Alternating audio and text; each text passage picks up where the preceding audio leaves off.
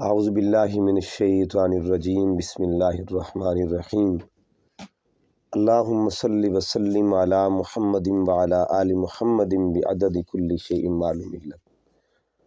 معزز و محتشم سامعین، آج کی یہ گفتگو سیدنا ابو بکر صدیق رضی اللہ تعالی عنہ آپ کے مقام مظہریت پہ انشاءاللہ بات کرتے ہیں۔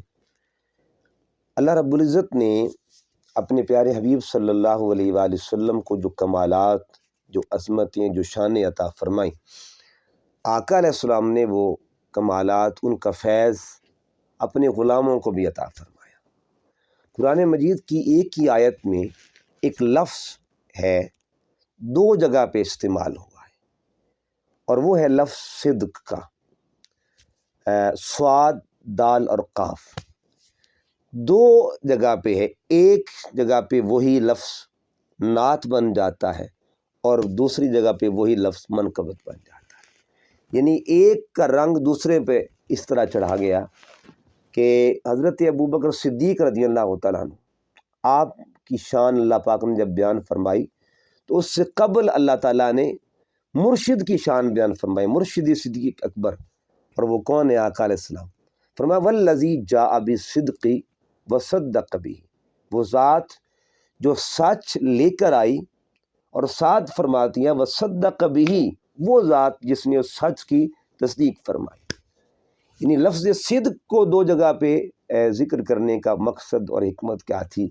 تاکہ پتہ چل جائے کائنات انسانیت کو، اہل ایمان کو، اہل محبت کو، کہ اللہ نے اپنے محبوب کی شان صداقت کا مظہر کائنات میں اگر کسی کو بنایا ہے تو حضرت ابو بکر صدیق رضی اللہ تعالیٰ عنہ۔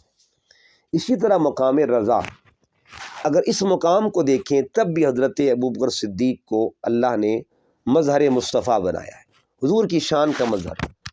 آپ سورہ واللیل کو پڑھیے گا، سورہ والضحیٰ، دونوں ایک دوسرے کے بعد آتی ہیں، ایک کے بعد دیگر صورتیں آتی ہیں۔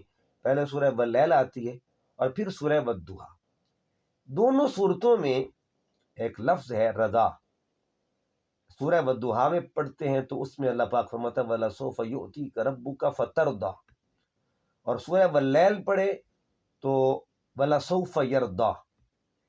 اب یہ کمال کا اتفاق ہے کہ جہاں اللہ رب العزت نے سورہ والضحیٰ میں فرمایا ترضا کا لفظ، تو وہ ذات مصطفیٰ کے لیے، اور مفسرین فرماتے ہیں وَلَسَوْفَ يَرْضَىٰ، یہ جو لفظ ہے یہ اللہ پاک نے حضرت ابوبکر صدیق کے لیے فرمایا، یعنی دونوں صورتوں میں رضا کا ذکر ہے۔ تو اللہ رب العزت ان دونوں صورتوں کے ذریعے یہ پیغام دینا چاہتا ہے کہ میں اپنے محبوب کی رضا چاہتا ہوں، اور میرا محبوب چاہتا ہے کہ صدیق راضی ہے۔ تو صدیق اکبر رضی اللہ تعالیٰ عنہ کو حضور علیہ السلام کی رضا کا مظہر اللہ نے بنا دیا، کہ جو اپنے محبوب کو بھی رضا عطا فرمائی اور اسی کا رنگ حضرت ابوبکر صدیق کو عطا فرمایا۔ پھر دیکھیے مقام سخا، قرآن مجید کا سورہ انعام پڑھیے، میرے آقا علیہ السلام اس میں اپنی بندگی کا اللہ کے حضور اظہار کرتے ہیں، ان صلاتی و نسکی و محیای و مماتی للہ رب العالمین، یعنی سب کچھ اللہ کے لیے، میری زندگی، میرا سب کچھ اللہ کے لیے۔ تو یہ جو اپنے آپ کو اللہ کے لیے وقف کرنا، اپنے آپ کو اللہ کے لیے قربان کرنا، اور اپنے آپ کو اللہ تعالیٰ کے لیے اپنا سب کچھ قربان کرنے کا اظہار کرنا، یہ جہاں حضور علیہ السلام کا طریقہ ہے، وہیں پہ یہ طریقہ جناب ابوبکر صدیق کا۔ یہ سخا کا جو رنگ تھا، اللہ کے محبوب نے اپنے اس عظیم غلام کو بھی عطا فرمایا، عظیم شخصیت حضرت ابوبکر صدیق کو بھی عطا فرمایا۔ اور وہ کیا تھا کہ جب سارا گھر جو تھا، ایک چیز بھی گھر میں نہیں چھوڑی، سارا گھر کا گھر جو ہے وہ اٹھا کے حضور کی بارگاہ میں پیش کر دیا، حضور کے قدموں پہ سارا مال پیش کر دیا۔ اور آقا علیہ السلام نے پوچھا ابو بکر ما ابقیت لأہلی، اپنے گھر کے لیے کیا چھوڑا ہے؟ تو آپ نے کیا فرمایا؟ ابقیت لہم اللہ ورسولہ، میں اپنے گھر کے لیے اللہ اور اس کا رسول چھوڑ کے آیا ہوں۔ یعنی سب کچھ قربان کرنا اللہ کی رضا کے لیے، اللہ کے محبوب کی رضا کے لیے، یہ صدیق اکبر کا شیوا تھا، اور یہ فیضان محمدی صلی اللہ علیہ وسلم ہے۔ اس لیے اس شان میں بھی آپ مظہر مصطفیٰ۔ پھر شان اولیت کو دیکھیں، تو آقا علیہ السلام کو اللہ نے شان اولیت عطا فرمائی. حضور علیہ السلام ایک خود اعلان فرماتے ہیں کہ حضور اپنی جب اولیت کا ذکر فرماتے ہیں کئی مقامات پہ، اب ایک مقام پہ فرمایا اول ما خلق اللہ نوری، اور پھر فرماتے ہیں کہ قیامت کے دن سب سے پہلے اگر کوئی اٹھے گا تو اول ذات میری ذات ہوگی. تو پھر آقا علیہ السلام فرماتے ہیں اول انا اول من تنشق عنہ الارض، قیامت کے دن سب سے پہلے جن کی قبر کھلے گی وہ ذات میری ذات ہوگی. اور پھر فرماتے ہیں انا اول من یسجد فی یوم القیامہ، قیامت کے دن سب سے پہلے جو اللہ کو سجدہ کرے گا وہ ذات بھی میری ہوگی. تو یہ تو ہے اول. تو دوسری طرف دیکھا جائے یہی لفظ فرمایا اول من اسلم، جس نے سب سے پہلے اسلام قبول کیا، حضور علیہ السلام کی ذات کو تسلیم کیا، وہ ذات حضرت ابوبکر صدیق کی. تو لفظ ایک ہے، ٹائٹل ایک ہے، مگر دو ذاتوں کے لیے بیان ہو رہا ہے. ادھر وہ ہے آقا علیہ السلام کے لیے، اور آقا نے اپنی شان اولیت کا مظہر، اس شان کا مظہر یعنی ان کو اول بنایا اسلام لانے والوں میں، اور خود حضور علیہ السلام اول ہے کل انبیاء میں. صحابہ کرام میں آقا علیہ السلام نے حضرت ابوبکر صدیق کو اول فرمایا. اس کے بعد پھر ایک اور مقام ہے جس کو مقام سر کہتے ہیں. سر کہتے ہیں راز کو.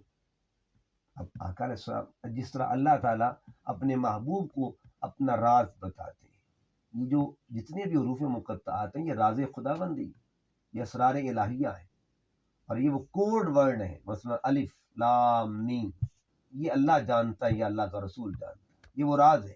ہا میم یہ وہ راز ہے جس کو اللہ یا اس کا رسول جانتا ہے. اسی طرح کاف ہا یا عین صاد یہ وہ راز ہے جس کو اللہ رسول جانتا ہے. ہا میم عین سین قاف اس راز کو اللہ اور اس کا رسول نہیں جانتا ہے. تو یہ راز تھے، اللہ نے اپنے حبیب کو بتائے. اور پھر آقا علیہ السلام نے حضرت ابوبکر صدیق کو اپنا ہمراز بنایا. حدیث بات میں آتا ہے کہ آقا علیہ السلام صحابہ کرام میں گفتگو فرما رہے تھے اور اشارہ کر رہے تھے اپنی وفات کا. پورے صحابہ کے مجمع میں ایک شخصیت تھی جن کو راز سمجھ آیا اور ان کی آنکھوں میں آنسو تھے. حضرت ابوبکر صدیق نے صحابہ کرام سے فرمایا تمہیں پتہ ہے حضور جب گفتگو فرما کے گئے ہیں ابھی ہمارے درمیان آقا علیہ السلام نے اپنے وصال کی خبر دے دی ہے. گویا یہ رازدار مصطفیٰ ہے.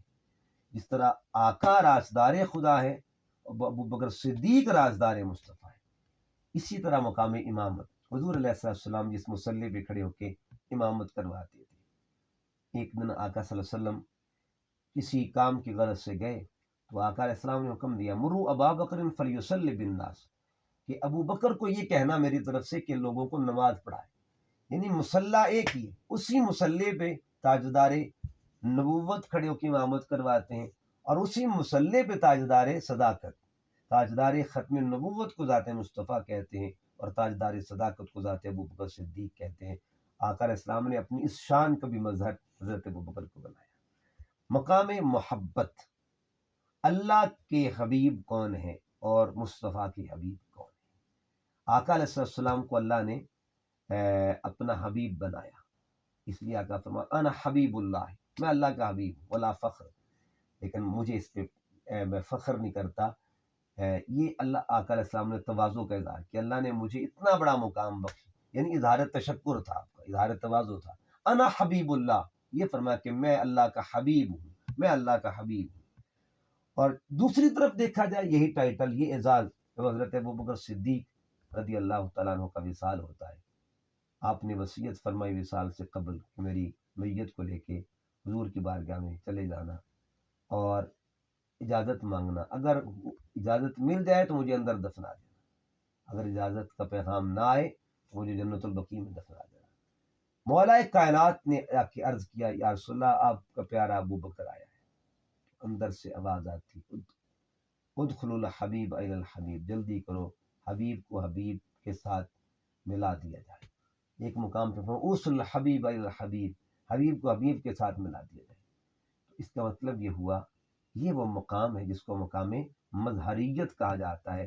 اللہ نے اپنی شان کا مظہر اپنے حبیب کو بنایا اور آقا علیہ السلام نے اپنی شانوں کا مظہر اپنے پیارے ابو بکر کو بنایا. وما علیہ